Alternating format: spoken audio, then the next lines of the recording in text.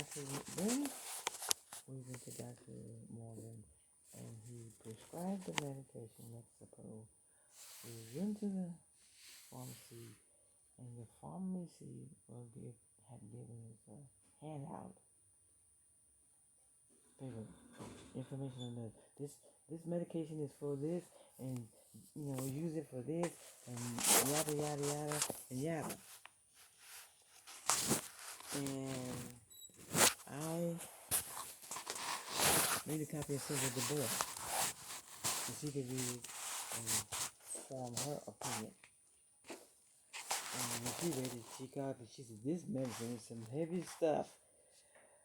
Just give her the regular, stuff from the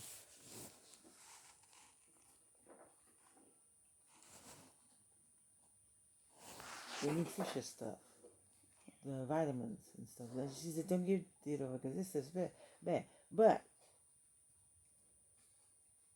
the problem with that is, for some reason, you can't depend on.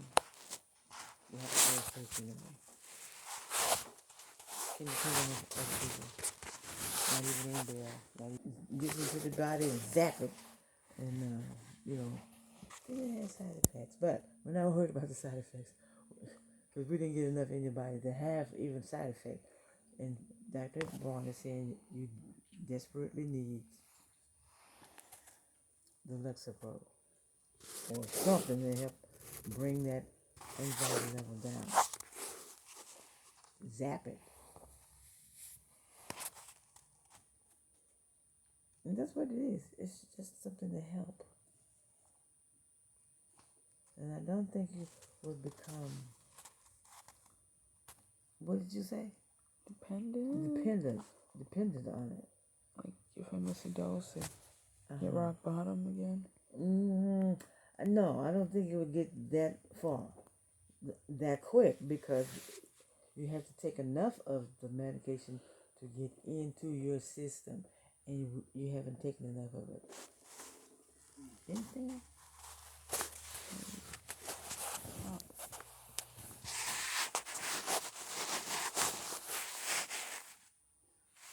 What you need is a substance that will help bring your anxiety level and depression level down. And what we're doing ain't bringing it down. We're not taking enough for calcium, magnesium, and zinc, and tryptophan, and GABA, and what's the other stuff? Ashwagandha. And you're not taking enough. It's not working. So we have to go back to the psychiatrist and get the psychiatrist medication and take it the way he says, consistently. Get back in touch with him again so it can, your level can start going down. It's not what it is. Is it safe to take the natural things and the doctor's things at the same time? We'll have to see, but I don't think it'll interfere, because what God made is good, but the chemists and the people, what they make, and I don't think it's but women throwing dishes and slamming doors and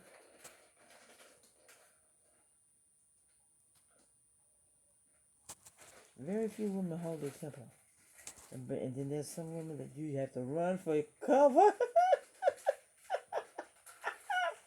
I'm laughing. But some women you gotta run for cover. That's not funny. That's not. Stop it. Stop that laughing. But that's usually the difference in the two kind of personalities. Men are usually calm and cool, and women are fiery. I have a woman doctor for my diabetes. Well, did you take this? Well, did you take that? Well, let's try this. And did that, and did that, and did that. Hey, I took this already. It gives me diarrhea. Well, okay. Well, let's try it like this. Take it in the morning with food, and that, and did it. Okay. Some people you can't get through to it. It's a waste of time. Me and doctor said, well, okay, put these stockings on your legs. They're too skinny. Well, put some Vaseline on them first. Put baby powder on them, then put them on. I said, okay. I ain't coming back to you no more. You know that African doctor woman?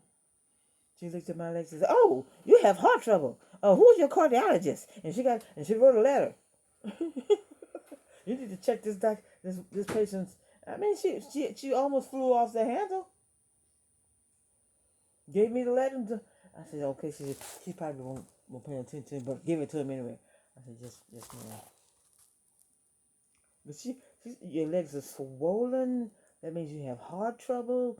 Your cardiology should be looking at this, and she just. Who's your cardiologist?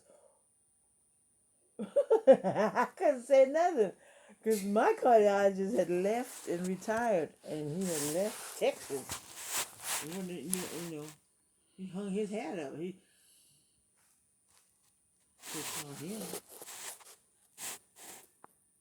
and then they gave me another man, Martinique. He didn't know what's going on. I have to go back to the computer and see what we've been doing in there. And in the meantime, I can have a heart attack and die. No. Was that woman doctor? Dr. Opiola? That was a woman doctor. And she was true to her sex. He was cool, Mr. Watkins. And where did he go? He went somewhere.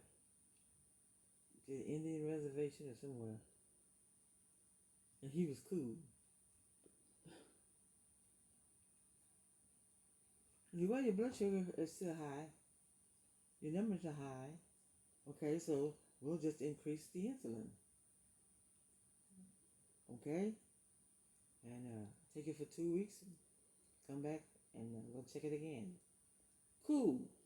But a woman?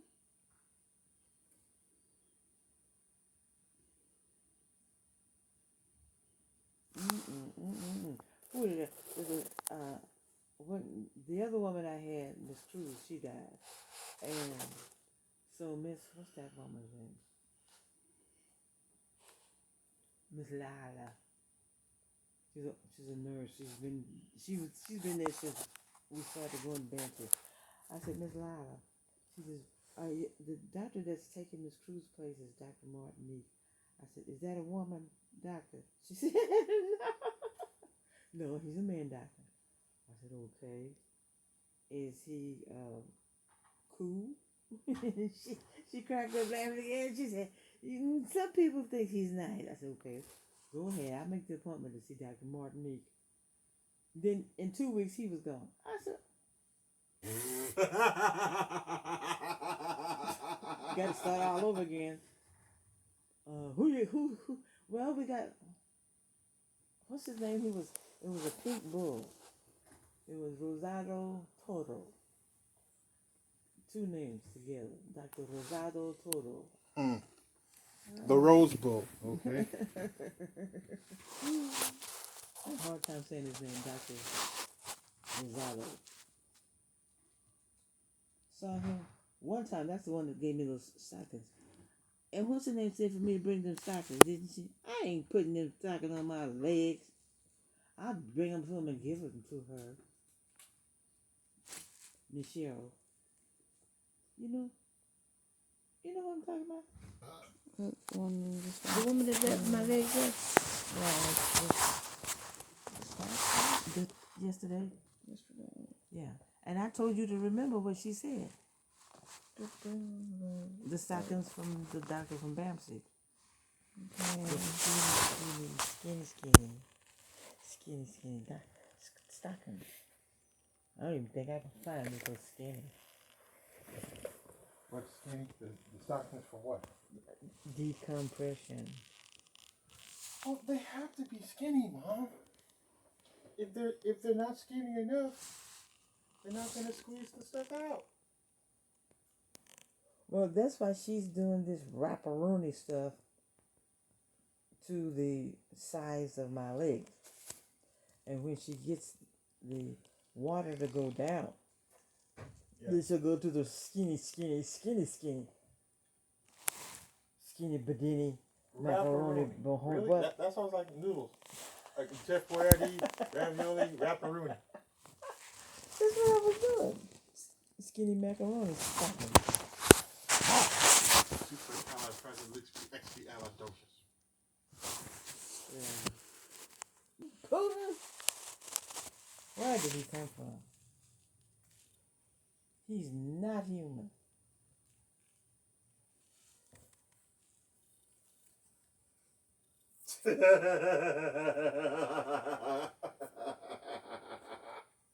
Raise your head up. Why are you laughing? You said Putin is not human. Have you seen a picture of him on TV? Yes, I have. Does he look human to you? Standing next to Biden or Trump? Well, I can't really tell the difference between Putin and Trump. Where is my Hakeem Collins book? Where is it? But if you were to compare Putin to Biden, yeah, Biden looks more human. Well, I was referring to Hakeem Collins and who was that other one? Bishop Bloomer, who would talk and explain, and John Ramirez, about evil spirits. You see what I'm saying? Okay. Hakeem is a young dude, you know. Ramirez is kind of like a middle-aged Mexican that was raised in voodoo. The curanderos. Huh? The curanderos. Uh-huh. Witchcraft and stuff. Bishop Bloomer is an old dude. He came on Benny Hinn. And he talked about how his grandmother was a witch with voodoo and stuff. And he was supposed to have been a warlock. They was raising him up in that. And when you listen to them, they try to explain the difference in how it feels to be around a person that is demon possessed, as opposed to someone who's just really angry because they had a bad life. Same thing. Not really. Same thing. Okay. Let's hear this explanation. What? Which one? You say that someone who's having a bad life. No, were you talking about Putin? No. You were talking about Hakeem. Who had a bad life? No. You were talking about these people who study demonology. Uh-huh. And how they are talking about how it feels to be near a person who is demon possessed. Uh-huh. And this is why I interjected the contrast to someone who's having a bad time. The man in the cemetery that was naked and they couldn't keep chains on him. Mm-hmm. That's demon possessed. Mm-hmm. That's nobody. What's the word? Being human toward him. They were more human. They allowed him for the demons to do that, they were worshiping the demons. Yes. You know. So when the demons asked Jesus to cast them into the pigs, which were going to be sacrificed to the demons anyway,